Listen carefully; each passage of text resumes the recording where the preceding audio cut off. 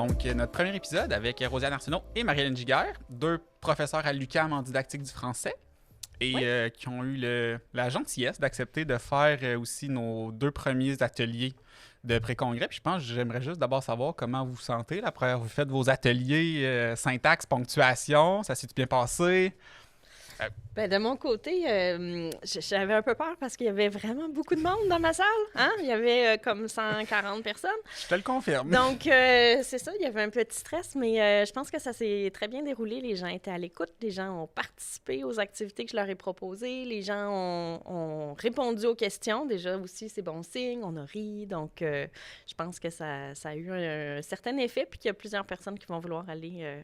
être plus curieux, aller voir l'auto-formation, aller vouloir creuser le sujet un petit peu, puis j'espère tester en classe les différents dispositifs que j'ai proposés.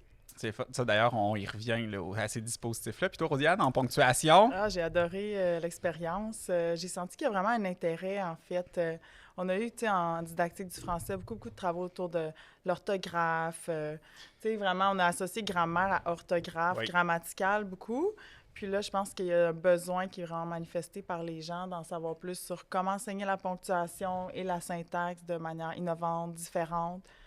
C'est vraiment partie de ça, la conférence ce matin ou l'atelier, en fait, c'est j'ai demandé aux gens qu'est-ce que vous êtes venus chercher, comment vous enseignez la ponctuation, puis vraiment, on sent qu'il y a de l'intérêt pour renouveler l'enseignement de la ponctuation. Moi, on m'a dit que vous étiez bien obstiné aussi sur des signes de ponctuation. Oui! Fait que, des petits cas de figure à dire. Tout à fait! C'était super intéressant.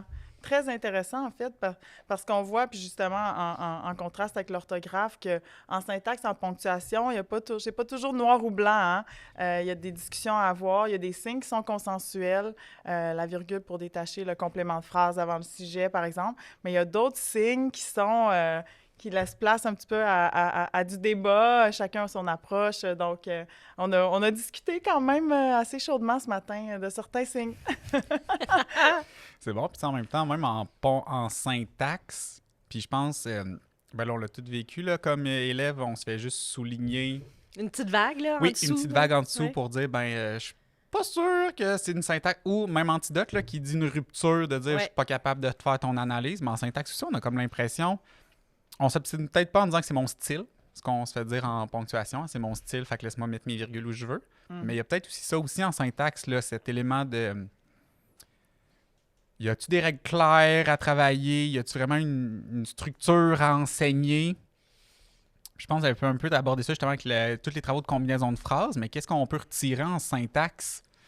Ben, en syntaxe, c'est qu'il y a comme deux volets. Il y a le volet norme. Donc, c'est une bonne phrase ou c'est pas une bonne phrase? Des fois, c'est juste pas une bonne phrase. Il n'y a pas de verbe conjugué. C'est juste une subordonnée. Lorsqu'il faisait froid. Point. Bien, ça, c'est une mauvaise construction. Ça, c'est une norme, c'est oui ou c'est non. Par contre, quand on rentre dans la complexité syntaxique, la maturité syntaxique, là, il y a plein de déplacements qui se peuvent. Je vais densifier mon information. Je vais mettre des compléments qui sont peut-être ajoutés les uns aux autres plutôt que fusionnés. Et c'est plus ça qui, selon moi, colle avec ce qui est de la littérature. Parce que un auteur, ce qu'on apprécie, c'est comment il va jouer avec la langue, comment, justement, il va faire en sorte que si on met plusieurs virgules, bien, on vient d'introduire un suspense. Puis ça s'explique aussi. Et puis, il est là le flou. Il est là le flou de, ben oui, c'est bon. Est-ce que c'est ma préférence? Non. Mais est-ce qu'il y a une erreur? Et là, les enseignants sont souvent mal à l'aise avec ça. Oui, une erreur, une maladresse, un effet de style. Puis après ça, quand on rentre dans les épreuves, je pénalise pas. Oui, effectivement. Puis, tu sais, les enfants voient des constructions quand ils lisent. Tu sais, une phrase qui commence par « et », il y en a des milliers dans des romans, là, surtout des romans jeunesse, mais tout autre style d'écriture. Puis là, ils disent, mais pourquoi moi, j'ai pas le droit? Non, on commence pas une phrase par un « et », puis là, ça devient comme une règle arbitraire qui flotte, que je dois apprendre un peu par cœur, puis je sais pas trop pourquoi. Mais quand j'apprends qu'un « et », c'est une conjonction de coordination, puis qu'elle sert à relier deux éléments syntaxiques de même fonction, deux adjectifs, deux phrases syntaxiques, par exemple, bien là, c'est là que ah oui, je comprends pourquoi je peux pas commencer par un « et » parce que ça sert à relier, puis là, je relie rien.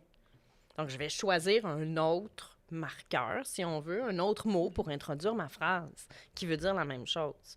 Donc, c'est un peu ça aussi qu'on essaie de voir, d'éviter de dire, ben ça se dit, ça se dit pas, ça, on fait ça, on fait pas ça, mais de comprendre le système. Oui, et puis après ça, si je veux être capable de faire des ruptures ou si je décide de briser des règles, il faut quand même que je sache quelles règles je brise puis pourquoi. Puis est-ce que ça sert ton propos? Oui. C'est surtout ça. Oui, puis tu sais, là, tu disais avec les plus jeunes en syntaxe, mais moi, j'ai des souvenirs en 4 et 5 secondaires pour la ponctuation, faire des chroniques de journal pour l'argumentatif.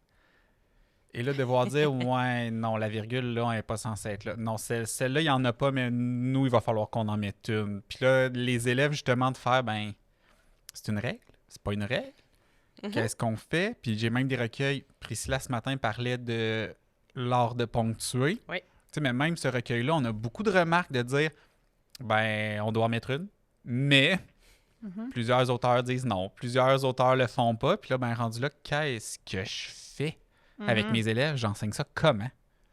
Je pense que c'est l'essence le titre du livre le dit. Ouais, c'est l'art de ponctuer. ponctuer. C'est une certaine vision sur la ponctuation qui est plus stylistique, qui est plus un espace comme de liberté. Il y a beaucoup, beaucoup de variations, en fait.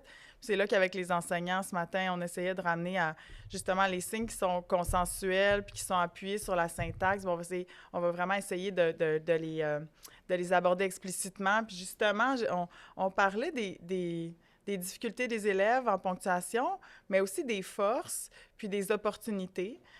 Donc, voir l'enseignement de la ponctuation, voir l'enseignement de la syntaxe comme une opportunité d'intégrer un grand nombre de concepts. La ponctuation, enseignée de manière isolée, signe par signe, c'est pas intéressant. Non. C'est quand tu les 20 règles de la virgule, là, moi j'ai déjà eu ça oui, bien le tableau avec. Oui, le tableau où tu as 20 règles, puis là, il faut que tu les apprennes, puis tu as un test le vendredi. Là. Le prochain jour 4, là, on a un test des règles de virgule, puis là, il faut que tu dises c'était quelle règle qui est là.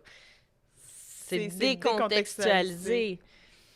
Voilà, c'est ça. C'est pas l'entrée par le signe qui est intéressante, c'est l'entrée par le phénomène grammatical, par la construction de la phrase, puis comment le signe peut contribuer. Puis dans une certaine position, par exemple, pour la juxtaposition, tu peux avoir la virgule, le point-virgule, le deux points. Donc, plusieurs signes peuvent assumer aussi le même rôle dans la construction syntaxique. Donc, l'entrée par le signe, comme décontextualisé, comme tu viens de le dire, c'est pas intéressant. Donc, relier ça, c'est l'idée de voir ça comme une opportunité de relier l'utilisation des signes à d'autres concepts grammaticaux, les fonctions, compléments de phrase, compléments du nom, etc. Donc, vraiment s'appuyer sur ça pour ouvrir vers d'autres concepts, puis articuler, intégrer tous ces concepts-là. Puis, quand tu dis ouvrir vers d'autres concepts, il y a des étudiants qui ont à l'université, là, qui accompagnent des enfants là, dans des écoles. Puis là, ils se disaient, on dirait qu'il y a tellement tout à faire. Là. L'élève, là, il est rendu en secondaire 4, là, il ne connaît pas ses classes de mots. Là. Qu'est-ce que je fais? Là, ça...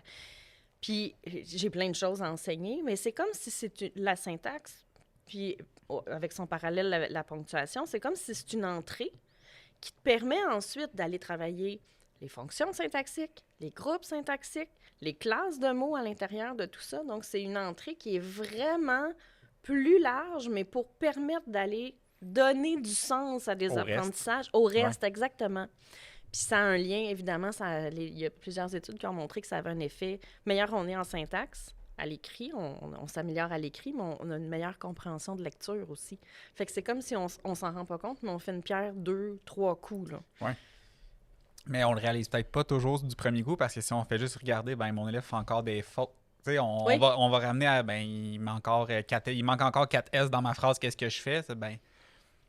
Les adjectifs ne savent toujours pas c'est quoi, puis où est-ce qu'on les place, ben on oublie ça. Les règles d'accord se construiront pas, puis on le voit même à l'université, pour le TechPhil, on retravaille les homophones. Oh. Ben, c'est dans les notions à Je sais que dans le livre sur le TechPhil, il y a une section sur les homophones. Sur les homophones, mais c'est de faire réaliser j'ai des étudiantes dans un cours de fondement. Fait qu'on fait vraiment de la syntaxe, groupe, fonction, classe de mots. Puis après ça, je les ai pour se préparer au TechPhil, puis elles font pas le transfert. Fait qu'ils apprennent les homophones, puis ils apprennent les classes de mots, sans voir que finalement, ben, un permet tellement de tout comprendre le reste. pour aller gérer les notions, mais ils sont très... non, ça c'est une... Tout est cloisonné. Oui, tout est ça. vraiment cloisonné, puis faire la ponctuation cloisonnée... Ben non, c'est ça. Tu rajoutes des signes où? Après n'importe quel mot? En fait, sais-tu où tu les rajoutes? Quand tu fais des pauses. Ah. Quand tu fais des pauses en lisant, là, est-ce que tu as fait une petite pause, puis tu as levé la voix? Ou tu as fait une grande pause, puis tu as baissé ta voix? Bien, ça, là, c'est cet apprentissage-là. Là, nous autres, on s'en est rendu compte dans le cadre du projet là, qu'on avait fait sur la construction de la séquence. On a dit, on a dit aux élèves, OK, ça, c'est ta première entrée. Maintenant, je veux des mots de grammaire pour qu'on on s'explique pourquoi il y a un point. Puis pourquoi ici, il y a une virgule? C'est pas une question d'intonation. Puis on s'est rendu compte qu'ils ont appris la ponctuation comme ça. Quand ils ont appris à lire en première année, il a fallu qu'un enseignant leur apprenne le sens de la ponctuation. Pourquoi? C'était quoi ce phénomène-là? Puis qu'est-ce qu'on fait en lecture quand on rencontre la ponctuation? Mais après ça, jamais on l'a retravaillé avec le point de vue de l'écriture. Et c'est ça qui est resté, mais c'est flou. C'est pas efficace. Personne met des pauses aux mêmes endroits. Fait que ça donne pas un résultat qui est formel, puis quelque chose sur lequel tu peux t'appuyer pour réviser ton texte puis bien ponctuer ton texte. Donc, c'est là aussi où ça nous amène à dire, ben là, on va justifier la grammaire autrement que par la petite pause. Pourquoi tu penses qu'il y aurait une virgule à cet endroit-là? Est-ce qu'il y a un complément de phrase déplacé? Est-ce qu'on est dans une énumération? Qu'est-ce que tu vois dans l'ensemble? Ouais. Et ça donne du sens aussi. Puis, techniquement, même tes pauses, personne fait une pause entre un déterminant et un nom. Là. Fait que même là où tu penses faire tes pauses, tu as quand même une intuition syntaxique. Il y a quelque chose que tu abordes. Puis entre le sujet et le prédicat, il n'y en a pas de virgule, jamais. À moins qu'il y ait un complément qui soit déplacé à cet endroit-là. Mais normalement, non. Mais on peut en mettre des pauses à ces endroits-là. Mais en écriture, ils sont pas marqués. De mettre cette virgule-là, exactement. Donc, il y a une différence entre la fluidité et la ponctuation en grammaire avec la justification grammaticale. C'est là où on amène les élèves à aller plus loin que leur première intuition qui traîne depuis longtemps. Oui, bien, même on a retrouvé des recueils, parce que là, je fais ma thèse en ponctuation, fait quand même, j'ai encore dans ces enjeux-là, justement. Puis j'ai retrouvé, je me souviens plus c'est quel auteur qui disait, ben la virgule, c'est une demi-pause, le point-virgule, c'est un trois-quarts. Fait que là, essaye d'expliquer à mes élèves une pause, une demi-pause, puis le trois-quarts de pause pour un point-virgule. Bien, c'est ça. Fait que là, ça, c'est très flou. Oui, même pour moi, là, c'était de la musique. Là. Je suis comme, OK, mais on n'a pas ce rythme-là nécessairement. Est-ce que tu as déjà vu ça dans un curriculum, un programme de formation? Peut-être dans un programme en musique, là, mais pas en français. En français, certainement pas. Mais il y avait beaucoup de textes qui étaient comme la musicalité, tout ça. Fait qu'il était vraiment beaucoup là-dedans, mais je me vois bien en 4e année. Alors, c'est le 3/4 de pause que nous allons aborder cette semaine.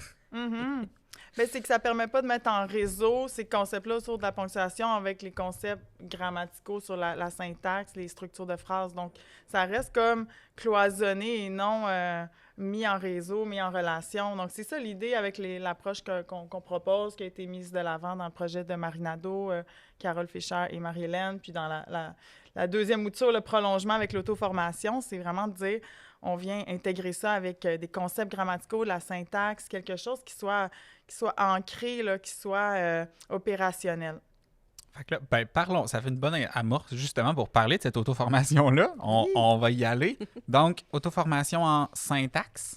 Et ponctuation. Syntaxe, de toute façon, ça va quand même... Puis en fait, juste nuancer, c'est une auto-formation pour enseigner la syntaxe et la ponctuation. Oui, c'est ça. Faut pas que les gens pensent qu'ils vont mettre leurs élèves devant une auto-formation puis que merci, bonjour, c'est réglé. Non, désolé. C'est pour apprendre, c'est une question de développement professionnel. Donc, pour donner des outils aux enseignants pour enseigner la syntaxe et la ponctuation. Parce que là, on voit justement là, tous les enjeux ou tous les défis que ça peut poser, que ce soit les représentations que les élèves ont, nos aussi. Que les enseignants ont eux-mêmes. Oui, tout à fait. Donc, auto-formation, c'est... je dirais, comment on l'aborde? Comment, moi, comme enseignant, je peux m'intégrer dans cette auto-formation-là? À quel moment j'ai des connaissances préalables? Qu'est-ce que je fais pour commencer à la faire, moi, enseignant de français? Alors, premièrement, il faut aller sur le site cadre21.org. C'était une bonne première étape, je pense, d'aller se connecter au bon endroit. Se faire un mot de passe et un identifiant. Un compte, tout ça. Et là, une fois qu'on est connecté, on a une introduction. Mais, donc, on n'a besoin d'aucun... Puis c'est gratuit. 421 offre des formations gratuites au Québec et en Ontario, je pense. C'est peut-être un petit peu plus loin, là, mais en tout cas, Québec, Ontario, je suis pas mal certaine. Donc, j'ai pas besoin de connaissances préalables, à part celles que mes connaissances antérieures, là, forcément. On s'attend à ce que ce soit des locuteurs du français. Oui. Et donc, on explique un peu notre séquence didactique.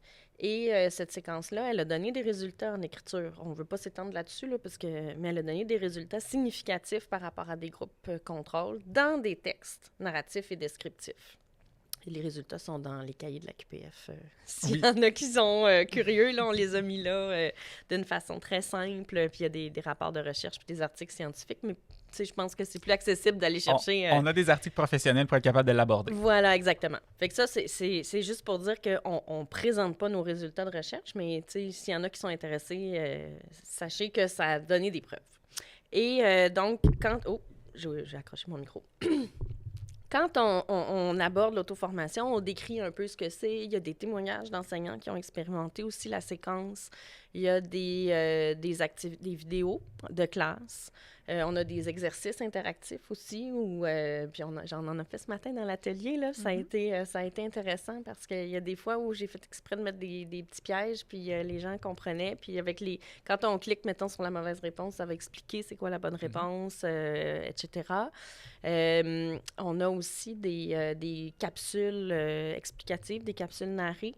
Donc, ça peut être un outil pour montrer aussi aux élèves comment on s'y prend, parce qu'il y a des activités qu'on propose, des fois, qui sont complètement nouvelles. On n'a jamais fait ça. Les élèves n'ont pas fait ça. On brise un peu le contrat didactique quand on fait ça.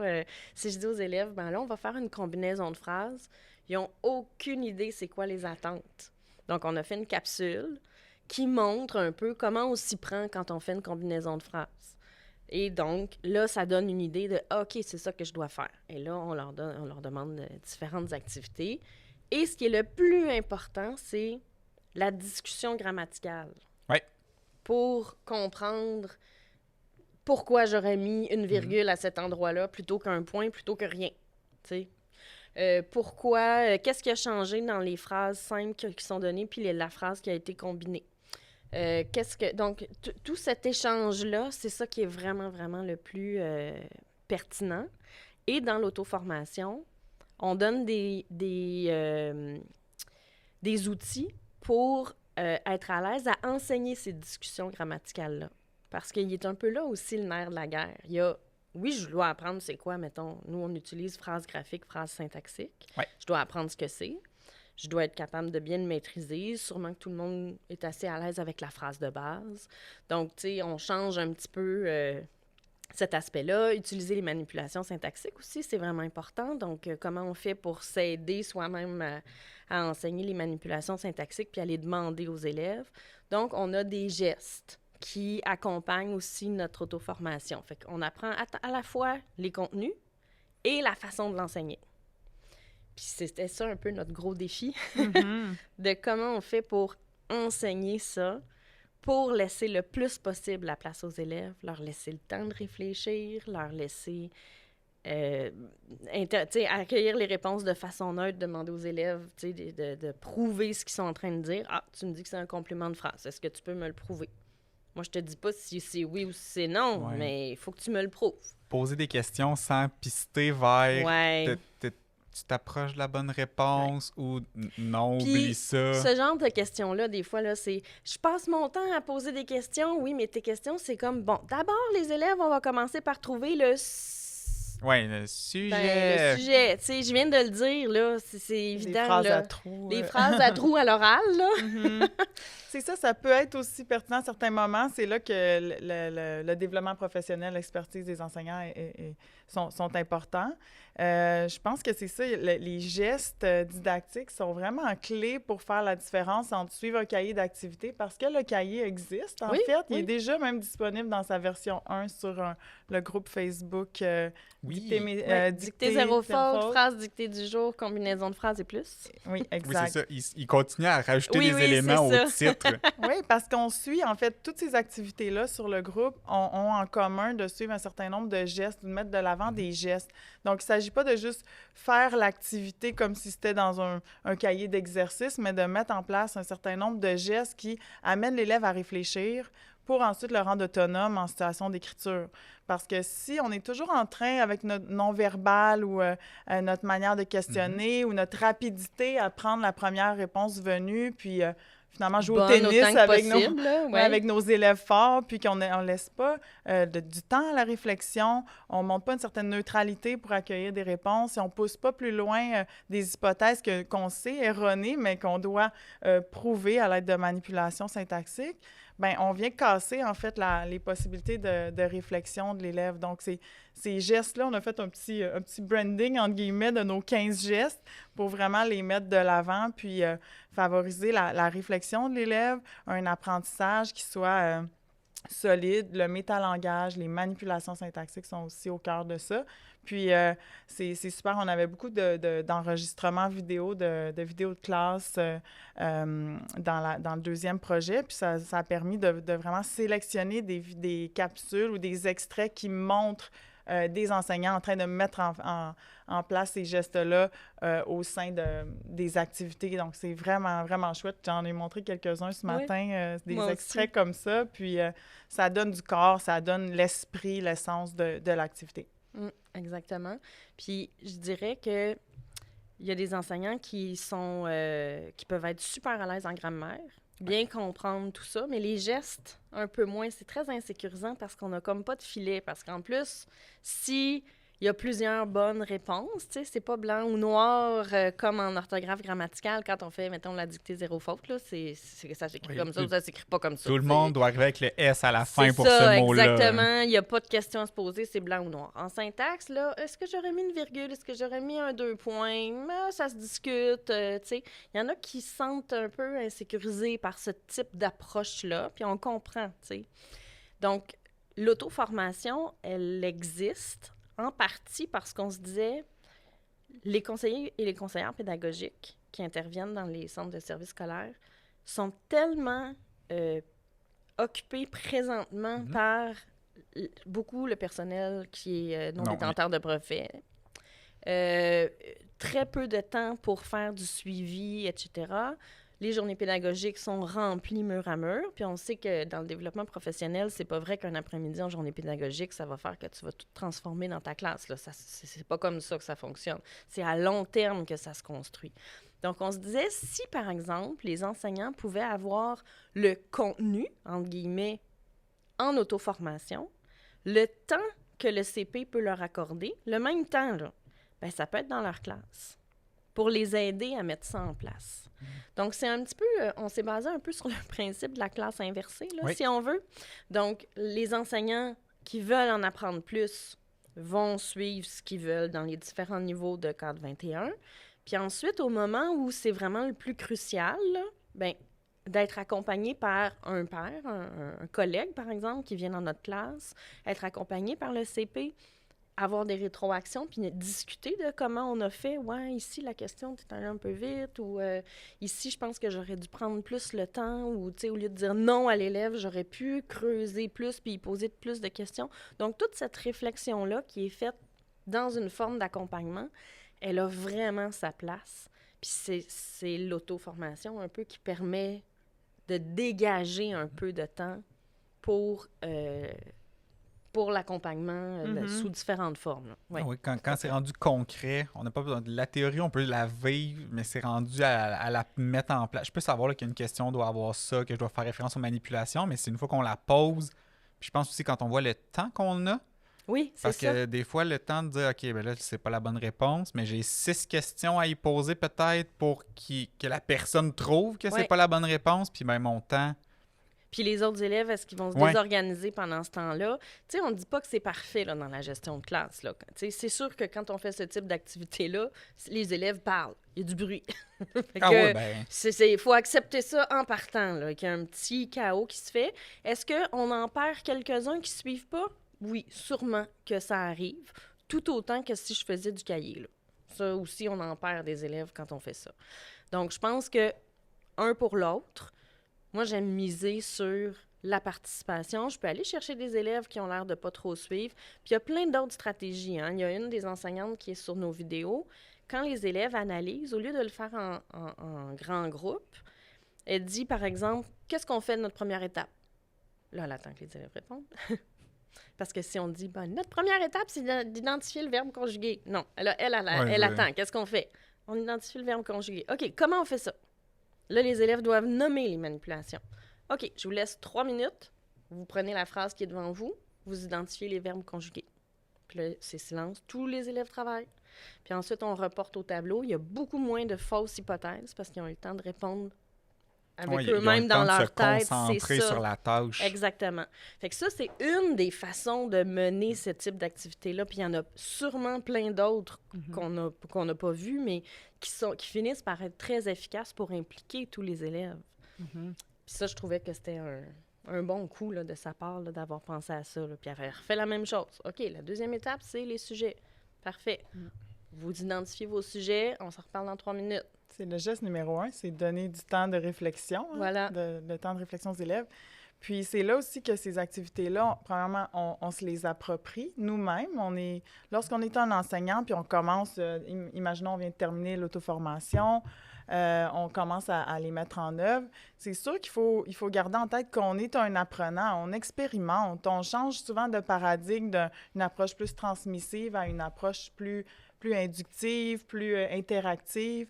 Donc, il faut se donner le droit à l'erreur aussi comme enseignant, de dire « Ah, ben je l'ai essayé, c'était pas parfait aujourd'hui, à tel moment, j'ai un petit peu...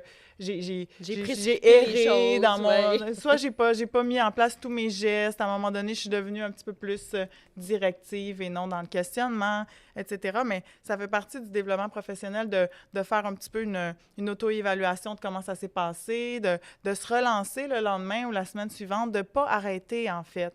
Il ne faut pas s'arrêter au premier essai. On voit ça des fois, là, on tente une nouvelle activité, on en a entendu parler, ça a l'air intéressant, puis là, on voit que ça... les élèves participent pas. Bien, c'est normal s'ils participent pas parce que si on a toujours une approche transmissive, déductive, bien, nos élèves sont pas habitués d'être dans le rôle de l'élève qui réfléchit, l'élève qui pousse des hypothèses jusqu'au bout. Donc, il faut se donner le droit à l'erreur. Puis j'aime aussi ce que tu dis à propos de... je pense que tu parlais de Marie-Nicole, une super enseignante qui était dans les extraits ce matin. Donc, on donne notre couleur, on donne notre sauce aux activités. Là. On peut faire une phase en équipe avant de faire la discussion en grand groupe. J'aime vraiment voir des enseignants s'approprier des activités. J'ai développé une activité dans ma thèse qui est la chasse aux erreurs coopérative. J'ai reçu un courriel d'une enseignante qui est aussi chargée de cours à l'UDS. Elle a repris ça dans sa classe. Elle vient donner un atelier sur le sujet vendredi. Là, oui, il est complet. C'est génial. Je me suis dit, ça m'a tellement fait plaisir de discuter avec elle, de dire, cette activité-là fait des petits... Moi, j'ai eu un coup de cœur pour cette activité-là. Quand je l'ai créée, je l'ai refaite à tous les niveaux, là, secondaire, universitaire, etc. Puis de voir qu'une autre personne, puis elle a donné sa couleur, là, elle est assez différente, en fait. Elle garde l'esprit un petit peu de la coopération, mais l'activité, elle vole de ses propres ailes avec un autre déroulement, en fait, que celui qui était pensé initialement. Puis je trouve ça génial. L'important, c'est que les élèves ont du plaisir à le faire, ils apprennent, donc... ils réfléchissent. Bien, ils réfléchissent, c'est ça. On peut respecter des principes sans devoir suivre une recette. Exactement. Puis ce qu'on propose dans la séquence didactique, c'est à peu près une 20aine d'activités. Ouais. On dit qu'elles ont été validées par la recherche, tout ça, une recherche quasi expérimentale, mais il n'y a pas que ça. Faudrait pas s'en tenir non plus à faire que la séquence, 20 activités dans notre année. Oui, on peut faire tellement... Au bout des 20... Oui, j'ai fini, j'ai coché, puis merci, puis je passe à un autre appel. Je peux quand même poursuivre puis penser à plein d'autres choses, puis ça va devenir éventuellement le niveau virtuose. Qu'est-ce que tu crées, toi, à partir de ça? Puis on a un enseignant qui lisait des romans à ses élèves, puis des fois, il arrêtait sa lecture, puis il disait, on va prendre un petit paragraphe, je vous l'ai réécrit, essayez de le ponctuer maintenant. Puis là, il faisait la discussion de la ponctuation sur un extrait du roman. Puis après ça, il allait comparer ce que les élèves avaient négocié ensemble et ce que l'auteur avait mis. Et là, ils avaient des surprises, puis ils essayaient de discuter de l'effet que ça avait dans le roman par rapport à quelque chose de plus formel, de plus scolaire, comme ponctuation qui aurait pu rétablir. Mais ça, je trouve ça génial. Là. C'est tout à fait dans l'esprit des activités qu'on propose. Puis, ben, c'était tout à fait naturel dans sa classe de le faire comme ça. Puis les élèves savaient exactement où ils s'en allaient. Là. Ils pouvaient réinvestir des connaissances. Ça faisait quelque chose de moins plaqué puis des bons liens avec la lecture. Là. Parce qu'on parlait de mettre en slow les notions grammaticales, mais mettre en slow aussi les compétences. Là. Fait que là, je fais de la grammaire. Oui. C'est surtout, en plus, c'est ma page de cahier. Là, mais j'ai fait ma grammaire, la lecture. On en reparlerait à un autre moment. Ben non, il y a tellement de liens à faire entre les deux. Mais puis un autre atelier, Benoît Chaussé, qui est dans ma section, a fait quelque chose dans son mémoire de maîtrise en grammaire, en écriture. Puis là, on a 2 personnes qui viennent présenter un atelier en lecture. Fait qu'ils ont repris les principes de père aidant qu'ils utilisaient en écriture, mais ils l'ont mobilisé en contexte de lecture. Fait que respecter les mêmes principes d'enseignement associés, mais carrément changer le contexte de travail. Wow. Puis j'ai hâte de voir ça donne quoi comme atelier demain. Mais avoir justement l'idée que on l'a mis à notre sauce, on a vu c'était quoi nos défis, nos enjeux, mais avoir quelque chose en interaction entre les élèves, ça nous parlait. Donc, on a essayé de travailler ça comme ça. Tout à fait. J'ai juste un petit bémol à apporter. Vas-y. Okay. J'ai déjà donné souvent la présentation dans des colloques sur la séquence didactique et tout ça. Puis des fois, quelques semaines après, il y a quelqu'un qui nous écrivait puis qui disait « Regardez, j'ai refait le cahier pour mes élèves. » Puis là, bon, d'abord, il y avait presque toutes les mêmes phrases avec les mêmes images, là. Mais c'est comme si là, comme la personne trouvait ça compliqué d'apprendre phrase graphique, phrase syntaxique, elle avait transformé ça pour phrase simple, phrase complexe. Oh, ouais, non, c'est pas les mêmes concepts. Ben non, c'est pas les mêmes concepts, c'est pas du tout la même chose. Fait que, tu sais, oui, s'approprier. Oui, mais... Mais respecter aussi le fondement linguistique qui est là aussi derrière. Donc, tu sais, dire, ben moi, je vais tout faire ces affaires-là puis ces gestes, mais les manipulations syntaxiques, moi, bof, qui est-ce qui, ça me sort tout seul, fait que, regarde, on va continuer avec ça, puis, tu sais, j'ai réussi dans la vie, fait que je vois pas pourquoi mes élèves réussiraient pas.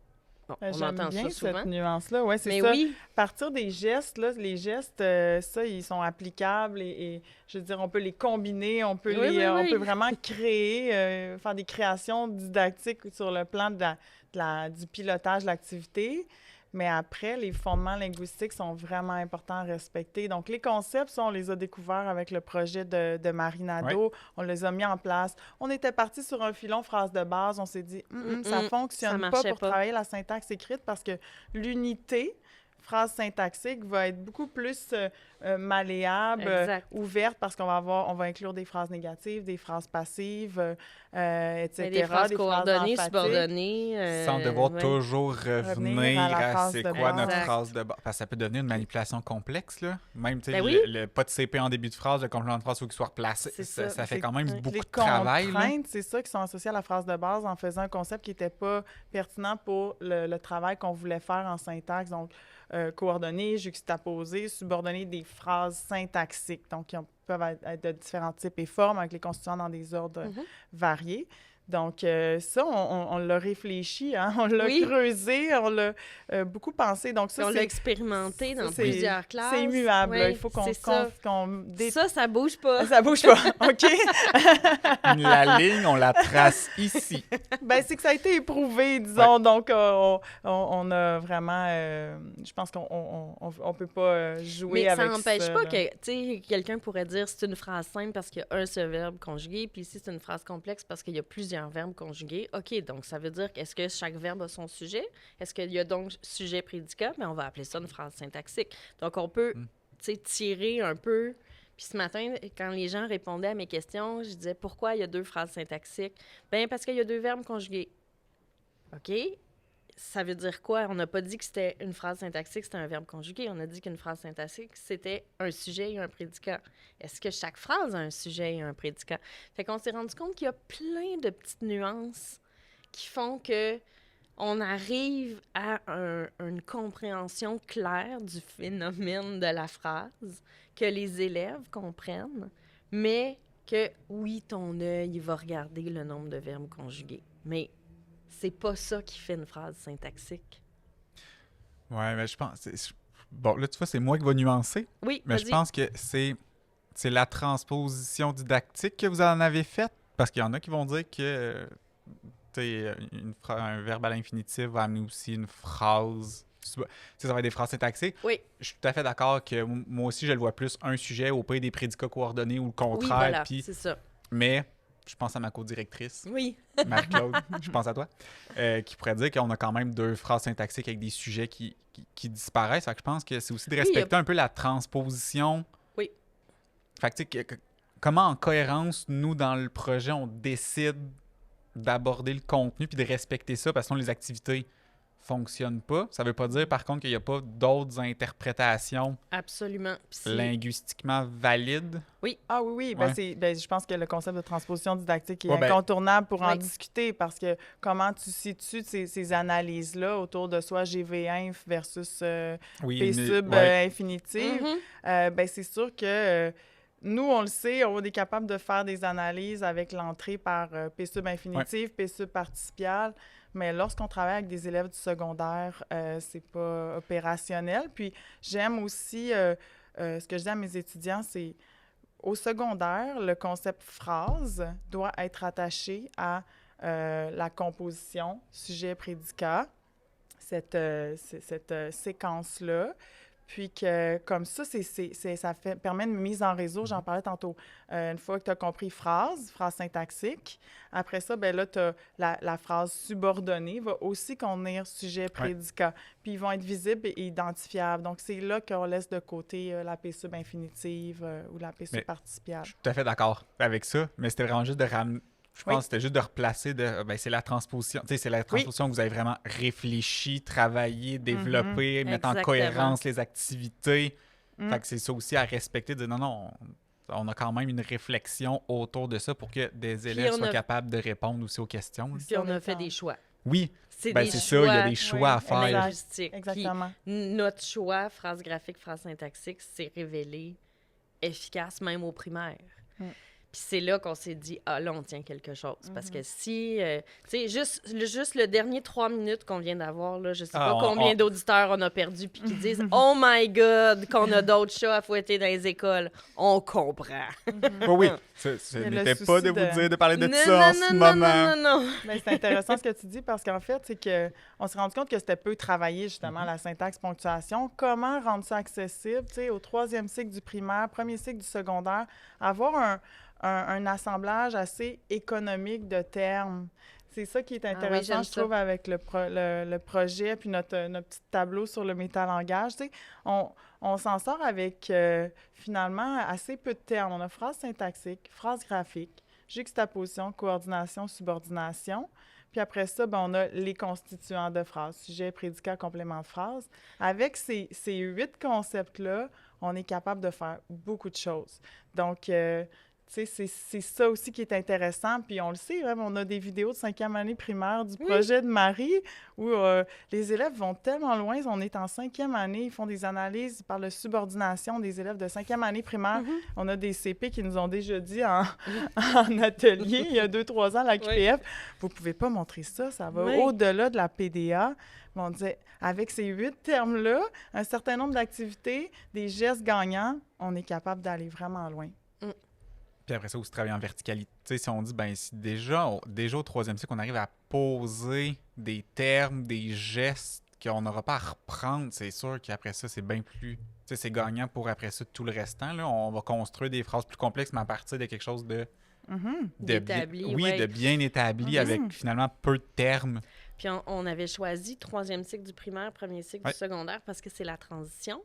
Mais c'est aussi parce que Rosiane avait fait une recherche là, sur le développement de la ponctuation. Puis c'est entre 10 et 13 ans. C'est comme un stade particulier où il y a des grandes avancées, mais il y a aussi des reculs en raison de ces avancées-là.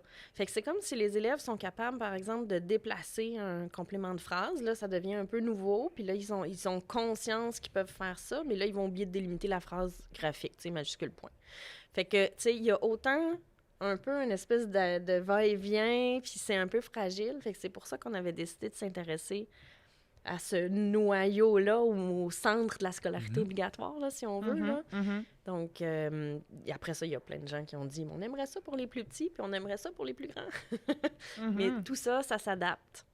Ouais, pour les plus, je veux dire, moi, justement, ça a fait, je vais aller travailler avec les plus vieux. Fait qu'on verra ce que ça donne. Là. Tantôt que Priscilla qui me dit qu'il faut que je fasse un recueil, je vais commencer par une activité, puis on reparlera des recueils dans 15 ans.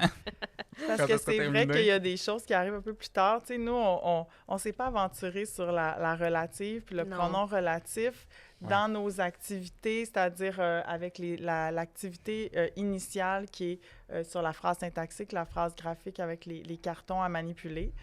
Parce que, j'en parlais ce matin, tu sais, le pronom relatif a un double rôle, il y a une fonction. Donc, c'est pas juste un mot-lien, entre guillemets, tu sais, il assure la subordination, mais il y a aussi une fonction dans la PSUB. Donc là, c'est sûr que ça s'enrichit. Tu sais, c'est un socle, c'est vraiment comme un ensemble de concepts comme de base pour entrer dans la syntaxe ponctuation. Mais après ça, ça s'enrichit, là, puis on va plus loin que ça. Puis si on écoute des captations vidéo, des activités, il y a un bien plus grand nombre de concepts que ça qui est mentionné. Qui est mobilisé. C'est très intégrateur. Mais ces 8 concepts-là dont j'ai parlé, c'est vraiment comme pour entrer. Là, Oui, puis ça permet peut-être aussi de ne pas avoir à déconstruire. Tu sais, je peux utiliser les concepts, ça sera peut-être pas complet. Exact. Mais j'aurais pas le problème de dire non, dans 2 ans, ça, il faut que je. Non, ça sera plus vrai. Puis, Là, il faut que je déconstruise. Mes élèves vont me dire à quel point on leur a menti toute leur vie parce que je leur ai dit que l'adverbe tout s'accordait.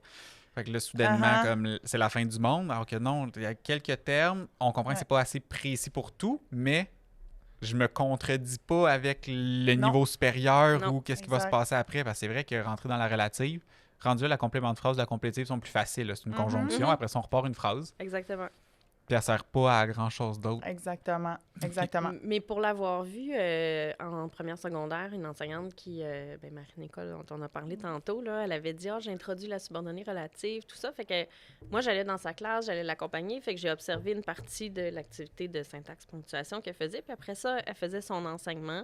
Puis elle avait dit « je vais le faire comme d'habitude, là, avec mon cahier, puis tout ça ». Puis en enseignant, vraiment, là, au moment de le faire, elle s'est rendue compte que ça avait comme pas de rapport.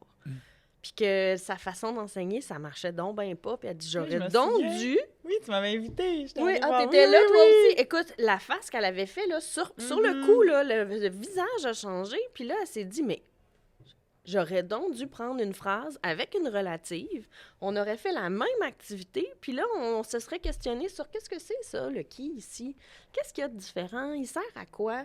Y est-tu juste un mot-lien pour relier 2 phrases syntaxiques? Ben non, parce qu'il y a aussi sujet, par exemple. Puis, elle dit, je le fais plus. Elle dit, je vais changer ma façon de travailler parce que ça avait plus de cohérence avec le reste. Oui, c'est ça. À force de changer ses pratiques, on finit par se rendre compte on finit par faire trop de pas pour faire, je vais faire ça. Oh non. On revisite notre matériel didactique, notre activité de l'année dernière pour aborder tel contenu, puis on se dit, ben, il semble que c'est pas, il y a place à amélioration.